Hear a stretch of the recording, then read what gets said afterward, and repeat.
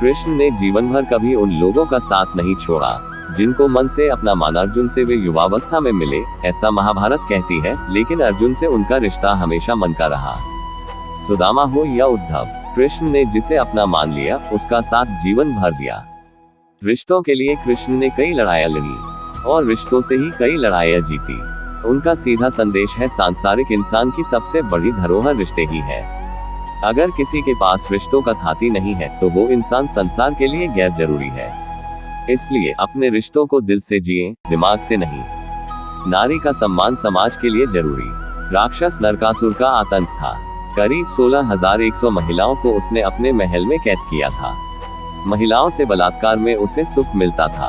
कृष्ण ने उसे मारा, सभी महिलाओं को मुक्त कराया, लेकिन सामाजिक कुरीतियां तब भी थी। उन महिलाओं को अपनाने वाला कोई नहीं था। खुद उनके घर वालों ने उन्हें दूषित मानकर त्याग दिया। ऐसे में कृष्ण आगे आए, सभी 16,100 महिलाओं को अपनी पत्नी का दर्जा दिया। समाज में उन्हें सम्मान के साथ रहने के लिए स्थान दिलाया। कृष्ण ने हमेशा नारी को शक्ति बताया, उसके सम्मान के लिए तत्पर रहे। पूरी महाभारत नारी के सम्मान के लिए ही लड़ी गई। आप कृष्ण भक्त हैं तो अपने आसपास की महिलाओं का पूरा सम्मान करें। कृष्ण की कृपा पाने का ये सरलतम मार्ग है। 6. आपके मतभेद अगली पीढ़ी के लिए बाधा ना बने। कम ही लोग जानते हैं कि जिस दुर्योधन के खिलाफ कृष्ण ने आजीवन पांडवों का साथ दिया, उसकी मौत का कारण भी कृष्ण की कूटनीति बनी। वही दुर्योधन रिश्ते में कृष्ण का समधी भी था।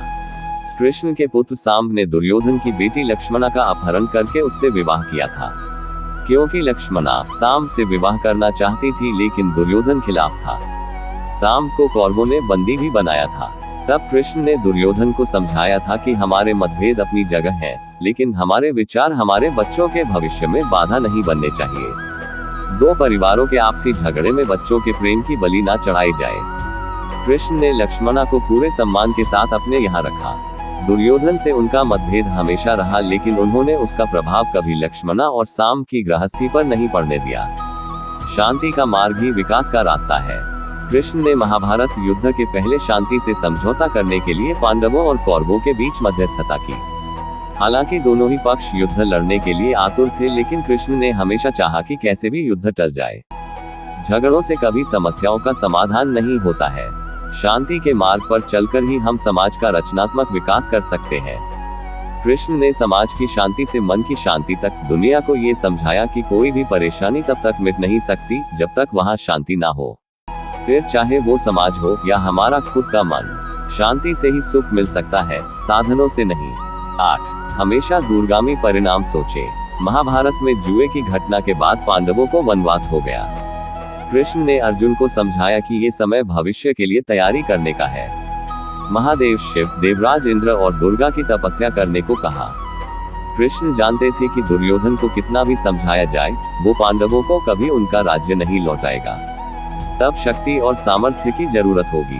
कर्ण के कुंडल कवच पांडवों की जीत में आड़े आएंगे, ये भी वे जानते थे। उन्होंने हर चीज पर बहुत दूरगामी सोच रखी। कोई भी फैसला तात्कालिक आवेश में नहीं लिया। हर चीज के लिए आने वाली पीढ़ियों तक का सोचा। यही सोच समाज का निर्माण करती है। 9. हर परिस्थिति में मन शांत और दिमाग स्थिर रहे। पांडवों के राजसूय यज्ञ में शिशुपाल कृष्ण को अपशब्द कहता रहा। छोटा भाई था, लेकिन मर्यादाएं तोड़ दी। पूरी सभा चकित थी, कुछ क्रोधित भी थे, लेकिन कृष्ण शांत थे, मुस्कुरा रहे थे। शांति दूत बनकर गए तो दुर्योधन ने अपमान किया।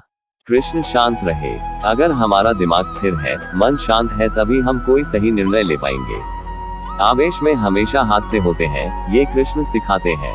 विपरीत परिस्थितियों में भी कभी विचलित नहीं होने का गुण कृष्ण से बेहतर कोई नहीं जानता। 10. लीडर बने, श्रेय लेने की होड़ से बचे। कृष्ण ने दुनिया भर के राजाओं को जीता था। जहां ऐसे राज